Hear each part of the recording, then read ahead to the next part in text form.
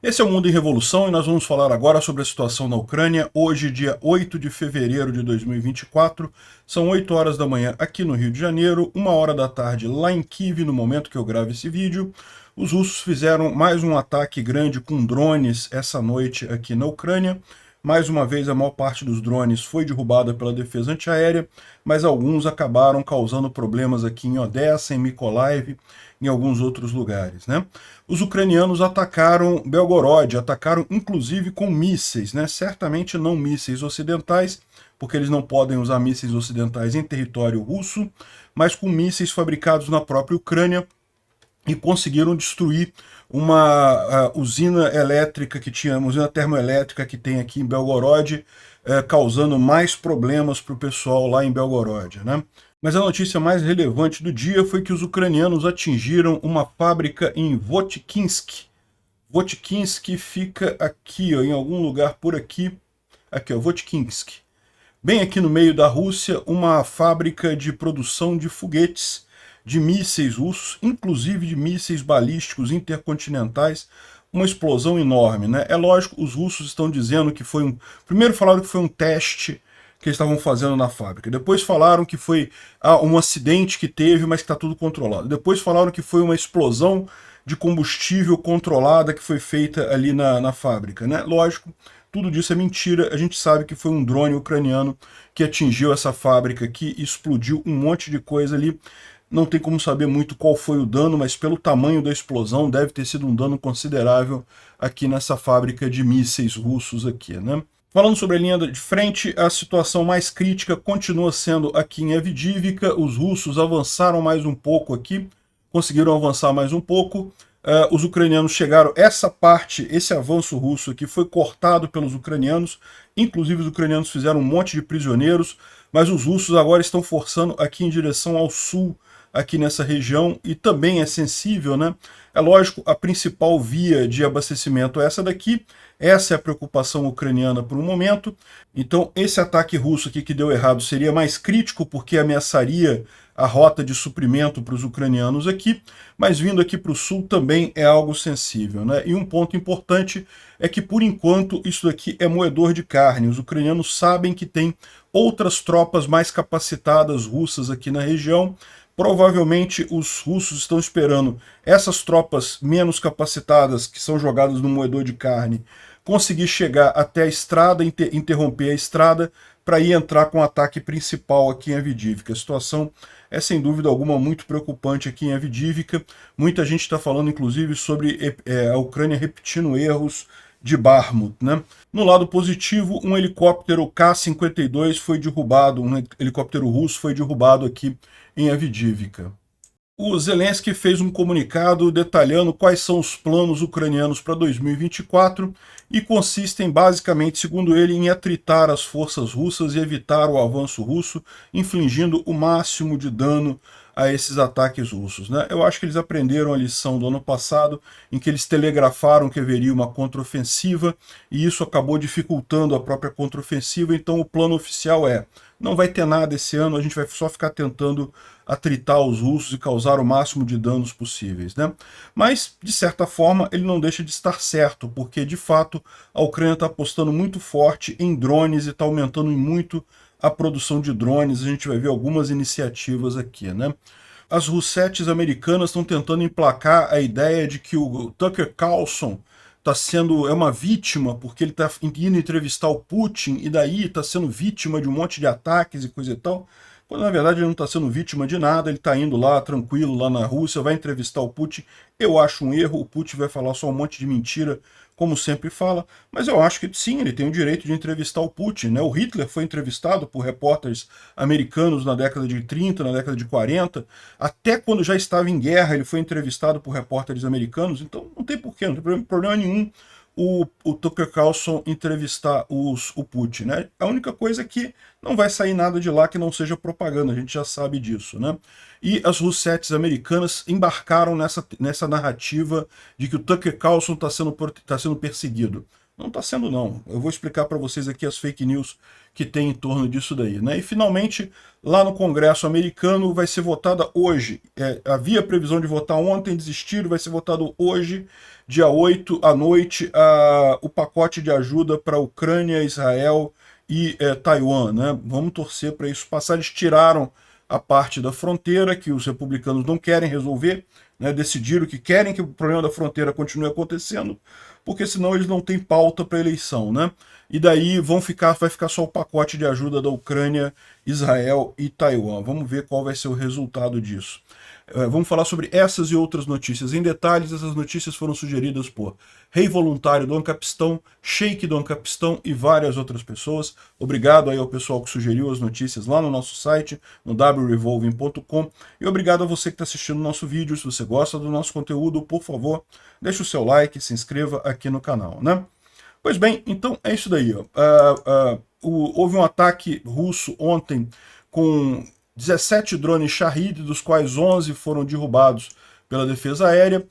Os demais ainda atingiram alguns pontos, particularmente aqui em Odessa, aqui também em Kryvyi Rih, mas nenhum dano absurdo desses drones, né? Uma coisa curiosa, falando sobre as explosões que tiveram no ataque massivo contra Kyiv e outras localidades, né, ontem, né, de anteontem para ontem, a gente falou no vídeo de ontem, descobriu-se que vários foguetes eram da Coreia do Norte, ou seja, a Rússia já está precisando pegar foguete da Coreia do Norte, que tem capacidade menor, que tem precisão menor. Certamente aquele esquema que a gente já vem falando para vocês, a Rússia está preocupada, está com estoques baixos de foguetes, sim. E isso foi muito agravado pelo ataque na fábrica de foguetes hoje, eu tenho certeza. Bom, além disso, teve ataque a Sevastopol. Os ucranianos fizeram alguma coisa ali, a gente não sabe exatamente o que. Pode ter sido só defesa antiaérea funcionando, mas teve alguma coisa lá em Sevastopol de ontem para hoje. Sevastopol aqui na Crimeia, não está nem mostrando nada aqui, mas teve alguma coisa aqui de ontem para hoje, né? Bom, os ucranianos lançaram duas ondas de mísseis contra Belgorod, não foram drones, foram mísseis, e inclusive está mostrando aqui um monte de pessoas lá em Belgorod. Belgorod é essa cidade aqui na Rússia, é uma cidade muito próxima da fronteira com a Ucrânia, e os russos têm atacado seguidamente aqui Kharkiv, né, a cidade de Kharkiv, que é na Ucrânia.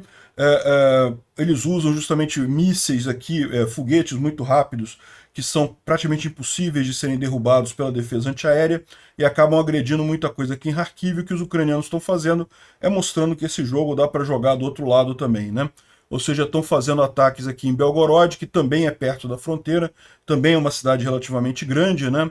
E, enfim, fizeram ataques, não se sabe exatamente que tipo de míssil, mas o fato é que, aqui, ó, na tarde do dia 7 de fevereiro, sirenes e explosões aconteceram em Belgorod. A defesa antiaérea russa estava tentando derrubar alguma coisa no céu sobre aquele centro regional, né? Ao mesmo tempo, residentes reportaram incêndio em uma das plantas de produção de energia elétrica lá em Belgorod. Jornais locais falam sobre isso, enquanto o Ministério da Defesa russo diz que o ataque foi parado completamente, nada foi atingido, né? Bom, alguma coisa está queimando no Kredy, que é um microdistrito, é um bairro lá de Belgorod, né? Não se sabe se está conectado com as explosões no céu, e um dos líderes da produção de materiais ali falou que essa fábrica tem operado por mais de 65 anos e coisa e tal, a fábrica teria sido atingida, e aí, por volta das 4h30 da tarde, o regime de Kyiv fez um outro ataque com drones, né? Eles chamam aqui de ataque terrorista, mas não, pô. Se vocês podem fazer em Kharkiv, a Ucrânia pode fazer em Belgorod também. É exatamente a mesma coisa, né? É o famoso princípio libertário do Stopel, né? Stopel quer dizer que no momento que você faz uma ação com outra pessoa, você está implicitamente dando direito para aquela outra pessoa fazer aquela mesma ação com você, né? Então, no momento que eles atacam Kharkiv, estão dando essa licença para a Ucrânia, né? Bom, de acordo com dados preliminares russos, teve 2 vítimas ali, parece que vítimas de só ferido, não foi morto, né? E, além disso, teria sido o caso lá da usina termoelétrica que teria pegado fogo. Aqui tem a imagem da fábrica, tá? Isso daqui é a fábrica que teria sido atingida, mas essa fábrica atingida aqui não é o ponto central, é a usina termoelétrica lá da região, que foi o principal ponto atingido, né? Mas o local, a coisa mais importante de ontem para hoje foi esse ataque aqui na planta de construção de máquinas de Votkhinsky. Votkhinsky é uma cidade russa bem longe da linha de frente, tá aqui, ó, nessa região aqui, ó, Votkhinsky, próximo de Ijevsk. Essa fábrica produz, vamos ver o vídeo aqui. Ребята, что это такое? Deixa eu tirar o som porque não dá para ouvir nada mesmo, só o barulho aqui, é a luz enorme. E essa fábrica produz foguetes, diversos tipos de foguetes, mísseis balísticos, inclusive. Todos os mísseis balísticos intercontinentais são produzidos nessa fábrica aí da Rússia, e a explosão foi realmente muito grande, né? Aqui tem uma imagem do Putin visitando essa fábrica há algum tempo atrás. Então aqui, ó, a explosão, segundo eles estão dizendo, segundo os russos estão dizendo, foi no campo de teste dessa fábrica, né? Por quê? Porque os russos estão querendo dizer que foi um evento normal, que não foi um ataque à fábrica ali, né? O ataque no campo de teste de Votkhinsky, que é localizado a 12 quilômetros de Ijevsk, alguma coisa explodiu ali. O que é produzido na fábrica pode ser entendido dessa imagem, que mostra justamente o Putin visitando essa fábrica aqui, produzindo os ICBMs aqui. Mas não são só ICBMs que eles produzem não, tá? Vários outros mísseis, inclusive muitos dos mísseis que são usados para atacar a Ucrânia, são produzidos aqui também. Aqui tem uma outra imagem ali também, aqui mostrando a explosão de um outro ângulo. Deixa eu mostrar para vocês aqui.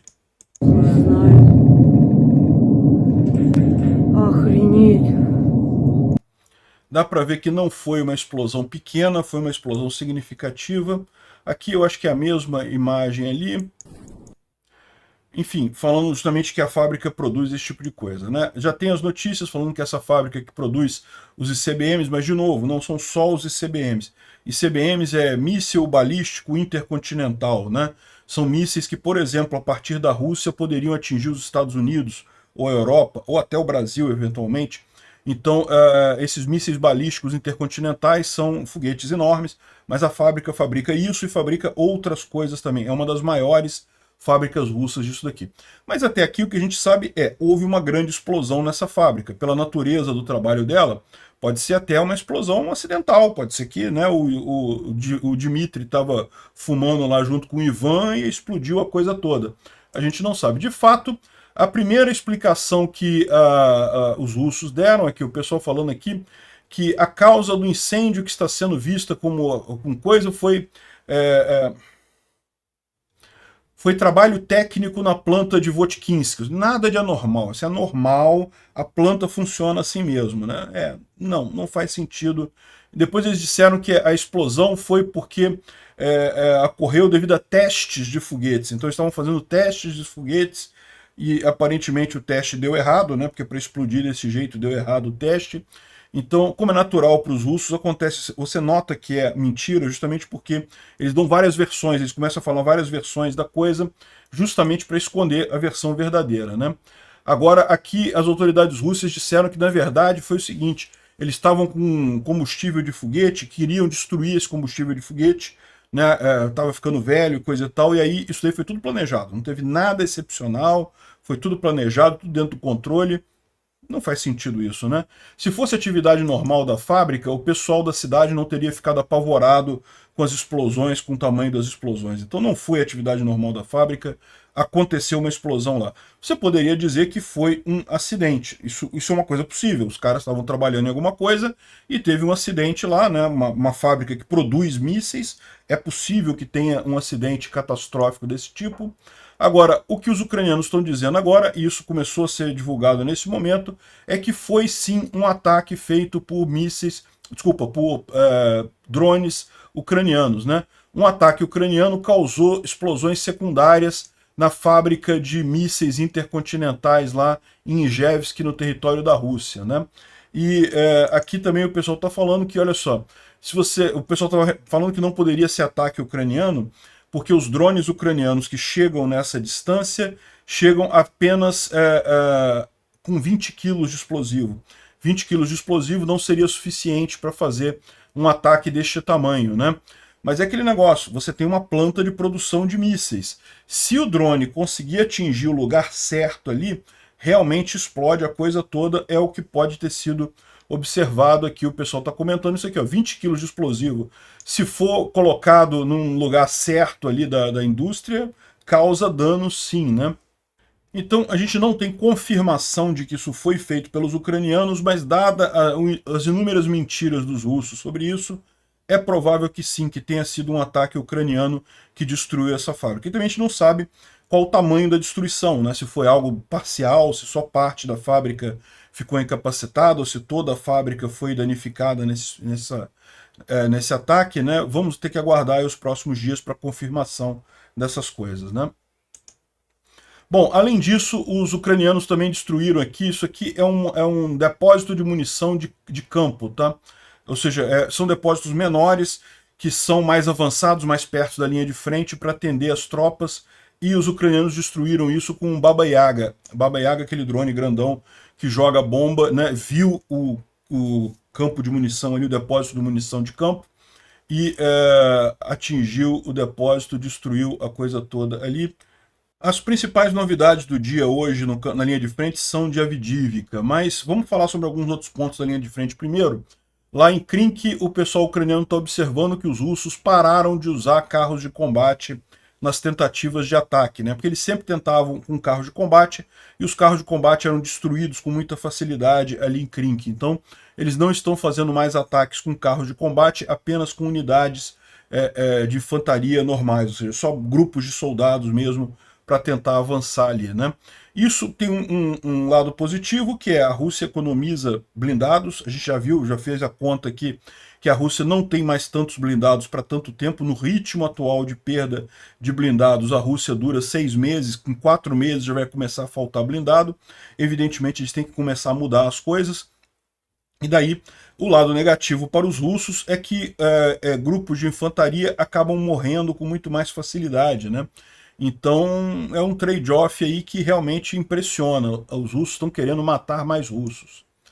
Bom, e também estão tentando quebrar partir as defesas ucranianas em Chassivyar, perto de Bakhmut, né? Se você for aqui em Bakhmut, Chassivyar, essa cidade aqui, então a gente já sabe que isso está acontecendo, que os russos estão tentando entrar aqui e eles têm dificuldade nesse ponto, porque é um ataque de baixo para cima.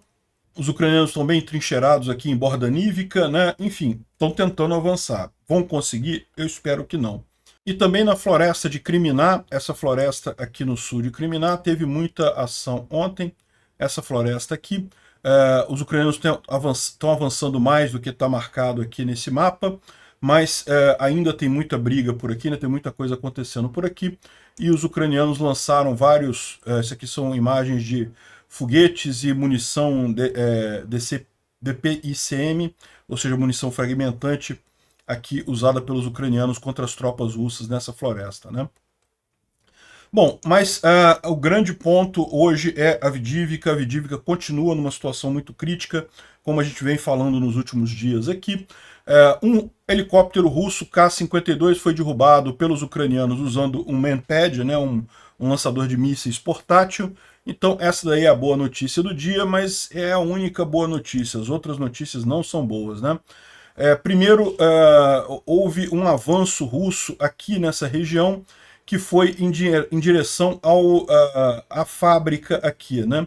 Então os russos conseguiram avançar aqui, ultrapassar a linha férrea e estariam atacando aqui dentro da fábrica já. Tanto aqui quanto esse outro ponto aqui. Por que isso é crítico? Porque essa estrada aqui, a O0542, que depois entra aqui, vira uma outra coisa aqui, ela é a principal linha de abastecimento de todas as tropas que tem aqui, né? Tem tropas ucranianas aqui embaixo, em Zenit, aqui nessa região, né? Muita disputa nesse restaurante aqui, ó, Sarksa Orota, nesse ponto aqui. Então, tem muita disputa, tem muitos ucranianos que dependem dessa linha de abastecimento aqui. Se os russos conseguirem cortar essa linha, não é que seja a única, existem outras que você pode usar aqui por dentro aqui, mas são estradas de terra, estradas menos capacitadas, certamente dificultaria a vida dos ucranianos aqui, né? Bom, só que a gente teve a seguinte informação aqui, um pouco mais esclarecida pelo próprio pessoal ucraniano. Os russos de fato avançaram aqui, é aquele lugar que eles teriam avançado depois da linha férrea, mas os ucranianos retomaram essa área, inclusive fizeram um monte de prisioneiros russos aqui nessa área, né? Então esse não é o problema é esse daqui, ó, os russos estão vindo aqui para o sul, e isso pode ser preocupante também, porque também pode inviabilizar a presença ucraniana que pode chegar na linha de suprimento daqui, né? Então a situação continua muito crítica. Essas aqui são as chamadas kill zones, né? Ou seja, os russos aqui morrem em grandes números, um monte de corpos de veículos blindados destruídos nessas regiões aqui. Agora, o que eles chamam atenção para isso daqui, o que os ucranianos estão chamando atenção, é o crescente de Crapola. O que é crescente de Crapola? É o nome que eles chamam as tropas merdas dos russos, né? As tropas que não têm boa qualidade, tropas inferiores, né? E aí, essa área toda aqui é um crescente de Crapola, é um monte de tropa ruim dos russos, né?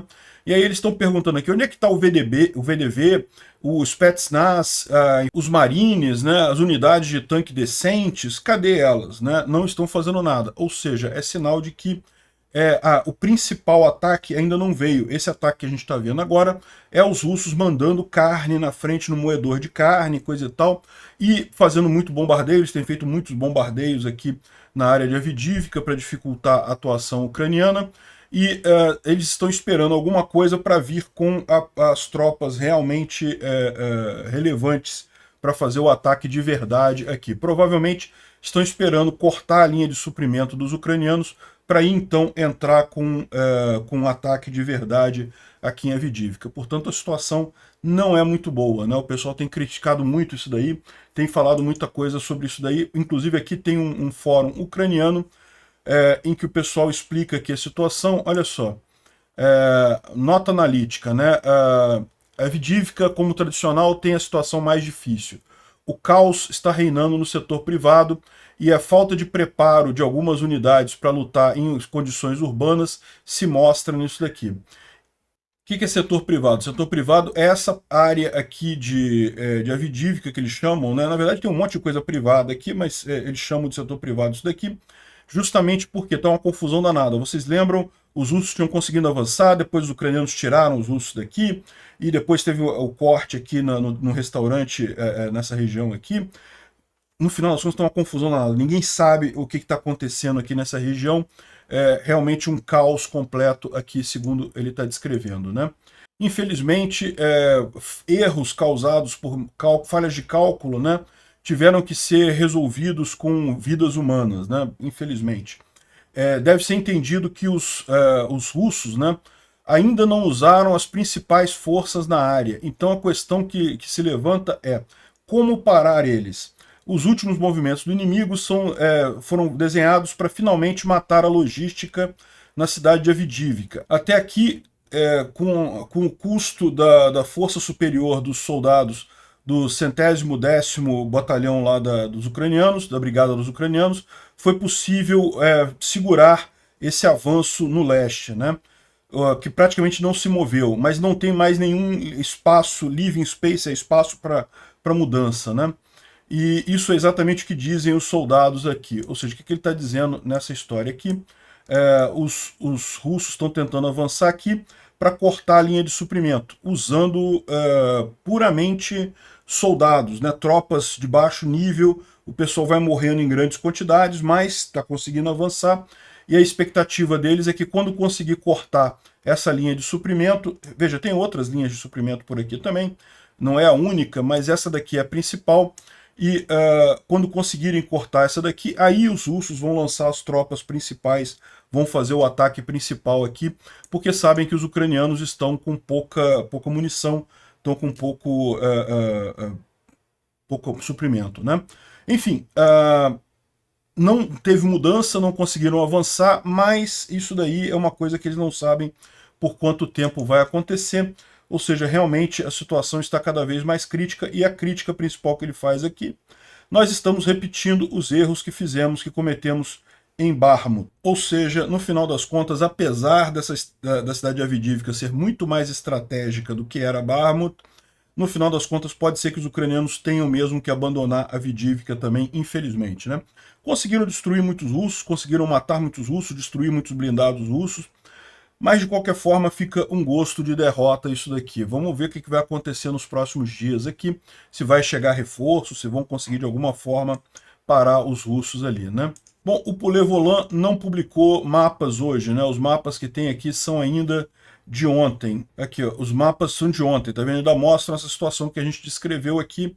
Não tem nenhuma novidade, vamos aguardar aí os próximos dias, né? O Instituto para Estudo da Guerra fala sobre aqui mais um ataque de mísseis contra a Ucrânia, mas ele não está falando de hoje, não, ele está falando de ontem, né? Ontem teve realmente um ataque muito grande, e eles dizem aqui que aparentemente os russos estão começando a variar os tipos de foguetes que eles usam, justamente para tentar ver se conseguem enganar a defesa antiaérea ucraniana ali na cidade, né? E o alvo foi a cidade de Kyiv, foi um ataque muito duro, embora tenha atingido apenas alvos civis. Provavelmente o objetivo era assustar o Joseph Borrell, que estava visitando Kyiv lá, que é o representante da comunidade europeia, né? Não deu muito certo isso não, né? Bom, fala aqui sobre outros assuntos que a gente já falou, o Medvedev latindo, que importância tem isso? Bom, teve mais uma confusão na Rússia, numa loja da Wildberries, dessa vez lá em Moscou, briga de funcionários, destruíram estantes e coisa e tal. O problema é o mesmo que teve em São Petersburgo, só que dessa vez não teve incêndio. É o quê? Imigrantes que estão trabalhando na Wildberry, e o exército russo quer recrutar esse pessoal, quer obrigar eles a irem para a guerra, eles não querem ir para a guerra, dá confusão entre os funcionários dessa loja e a polícia. Mais uma vez isso acontecendo lá na Rússia, né? O diretor da IAEA, que é a Agência de Energia Atômica da ONU, está em Zaporizhia, né? A situação lá está mais calma agora, porque a unidade foi toda desligada, mas de qualquer forma é importante fazer inspeção, porque a usina nuclear tem que ter manutenção mesmo desligada, né? Bom, o Zelensky detalhou os principais objetivos ucranianos para esse ano, numa matéria aqui que ele deu uma entrevista, e ele falou que justamente, olha só, nossa tarefa não apenas melhorar o nosso escudo no céu, ou seja, a gente quer ter defesas antiaéreas, o objetivo da Ucrânia é aumentar as defesas antiaéreas ao longo do ano, e ao mesmo tempo aumentar a capacidade de causar danos aos russos ao longo do ano. Ou seja, eles querem capacidade de causar danos aos russos, não apenas nas áreas ocupadas da Ucrânia, mas também dentro da Rússia, como tem sido feito com drones, né, atingindo refinarias e coisa e tal. O que eu acho de extremamente positivo nisso daqui é que ele não fala absolutamente nada sobre contraofensivas ucranianas. A gente viu que ano passado telegrafar que iria haver uma grande contraofensiva acabou não dando muito certo no final, né? Então é melhor mesmo que, se ele for fazer, não falar nada sobre isso e acontecer de surpresa a contraofensiva ao longo do ano aí. Eu ainda acho que vai haver uma contraofensiva ucraniana nesse ano, mas vamos ver quando é que vai ser isso, né? E o Zelensky não fala isso, o objetivo é defesa antiaérea e ataque com drones. E nesse sentido, a questão de drones realmente tomou uma prioridade muito grande, né? A Bayktar, que fabrica o drone Bayraktar, lá da Turquia, está começando a construir a fábrica dela na Ucrânia, vai fabricar drones na Ucrânia, drones de longo alcance, drones grandes. Mas é o que eu falo para vocês, né? Esses drones grandes são importantes, extremamente importantes, né? Mas os pequenos também são muito importantes. A parte de dronezinho pequenininho é fundamental na guerra, né? Então, esse daqui é um outro drone grande que os ucranianos estão desenvolvendo, que é o drone movido a jato. A gente já mostrou um teste dele, né? E a vantagem do drone movido a jato é que ele tem alcance muito maior, ele tem uma velocidade muito maior, então é muito mais difícil de ser parado por uma defesa antiaérea russa. E tem aqui a carga dele, já tem a descrição aqui de como é que é esse drone, né?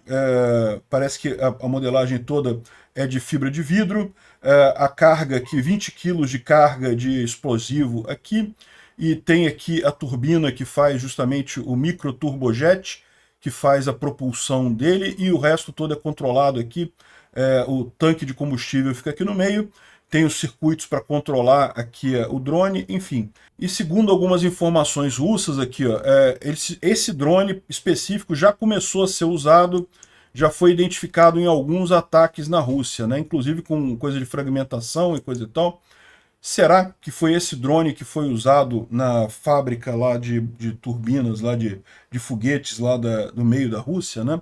Esse drone tem um alcance muito mais longo, né? Além disso, a Ucrânia está fazendo um equivalente do Lancet. O Lancet é o drone fabricado pela própria Rússia, um drone kamikaze que tem sido muito usado contra os ucranianos. Infelizmente também é bastante efetivo contra os ucranianos pelo mesmo motivo, é baratinho e mesmo que você perca, que você erre a maior parte das vezes, às vezes que você acerta, o dano é grande. Então, aparentemente, os ucranianos estão copiando o desenho do Lancet para ter também. A ideia é ter uma enorme quantidade de drones para aquele efeito que eu falei para vocês. Fica difícil para o inimigo saber exatamente o que está atacando ele, né? São muitos tipos de drones diferentes, né? Mas no final das contas continuam sendo os dronezinhos pequenininhos aqui. O pessoal botou uma granada de RPG aqui, que é uma granada que é feita mesmo para destruir tanques, né, para destruir blindados. E com o dronezinho pequenininho aqui carregando esse peso todo, consegue perfurar tanques, consegue atingir tanques.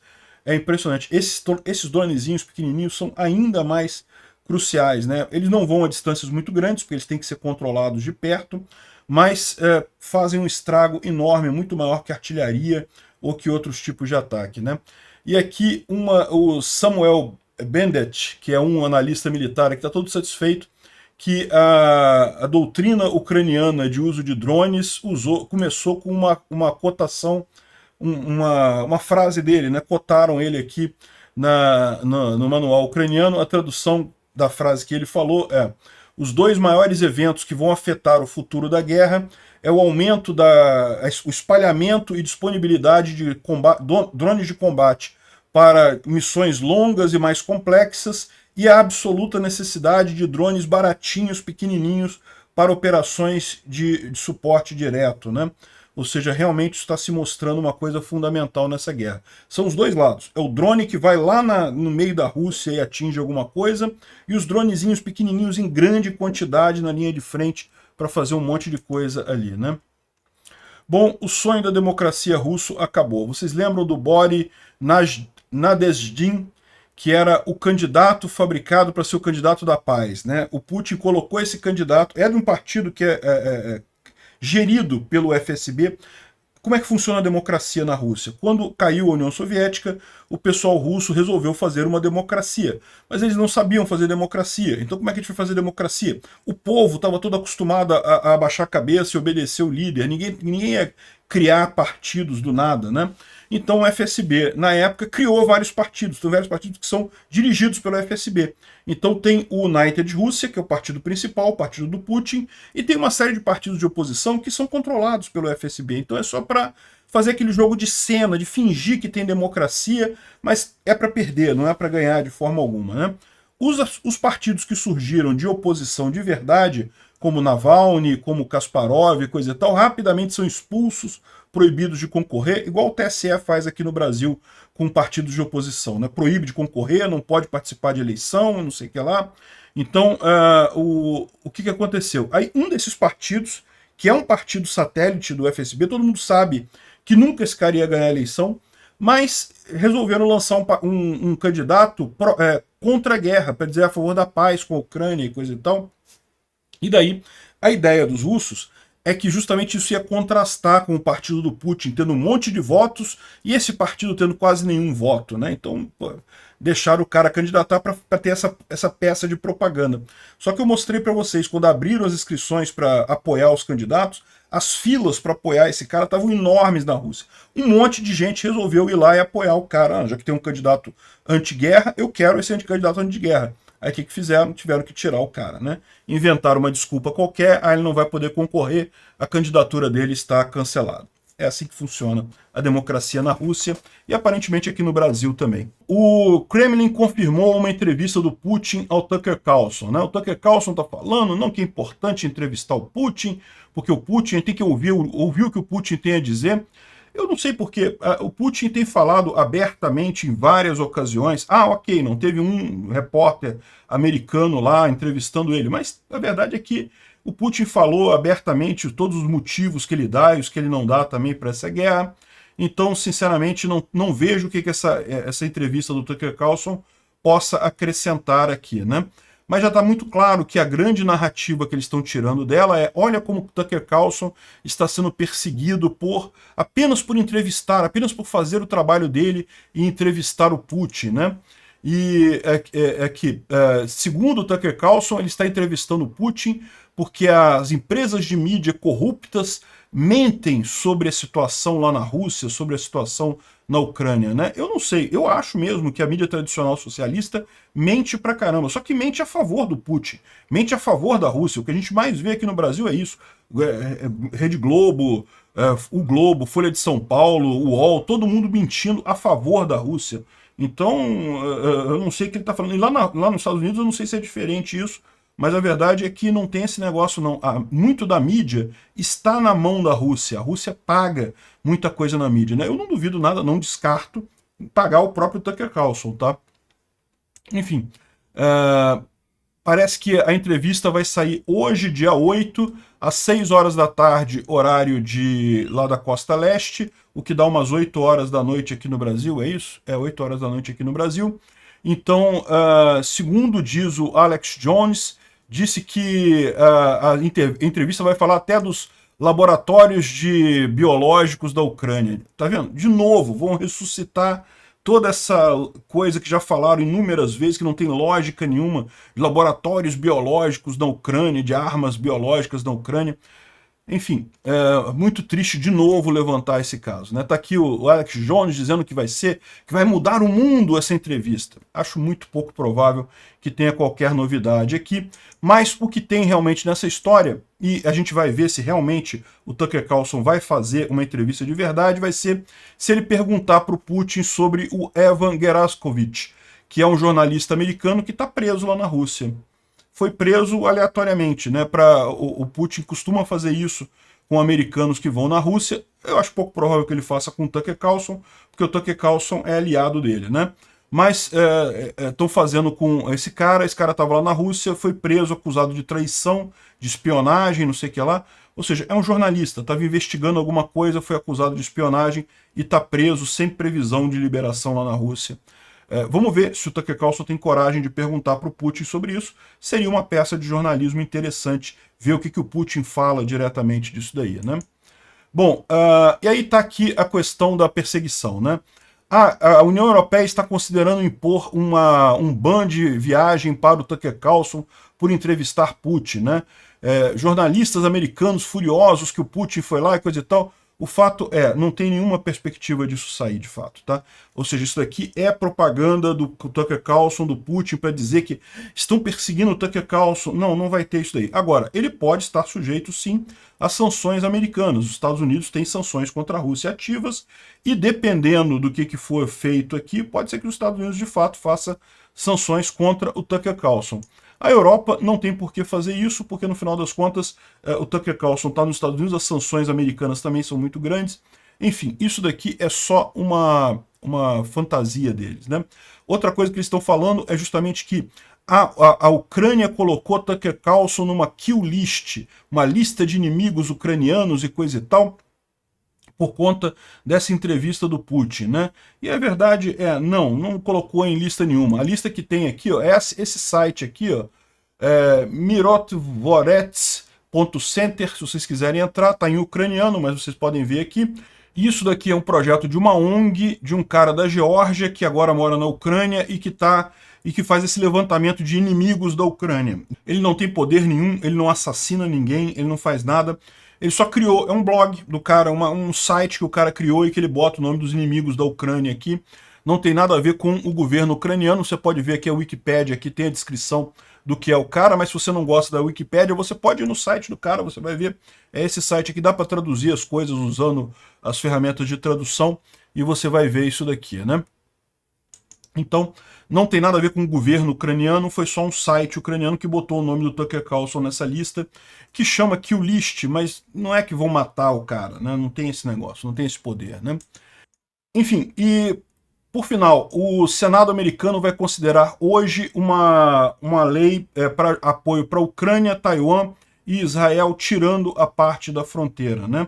Vamos ver o que vai acontecer. No Senado passa, porque o Senado ainda é de maioria democrata, mas na Câmara dos Deputados é que vai ser o grande desafio. Novamente, se for colocada em votação, deve passar, mas a questão é se o Mike Johnson vai tentar destruir isso, vai tentar impedir a votação disso daí. Vamos aguardar para ver o que acontece, mais notícias assim que a gente tiver alguma notícia de lá, né? Obrigado por assistir o vídeo até o final. Se gostou do conteúdo, não esqueça de deixar o seu like, isso ajuda o canal a crescer e a chegar para mais gente. Se não gostou, deixe o dislike e explique nos comentários como podemos melhorar. Comente também sugestões de temas que podemos trazer por aqui. Comentários insultuosos ou defendendo ditaduras e criminosos de guerra serão sumariamente bloqueados. Agradeço a compreensão. Se ainda não é inscrito no canal, considere se inscrever clicando no botão inscrever-se abaixo e marcando a campainha para todos os avisos. Se quiser ajudar o canal, veja no nosso site como você pode fazer isso.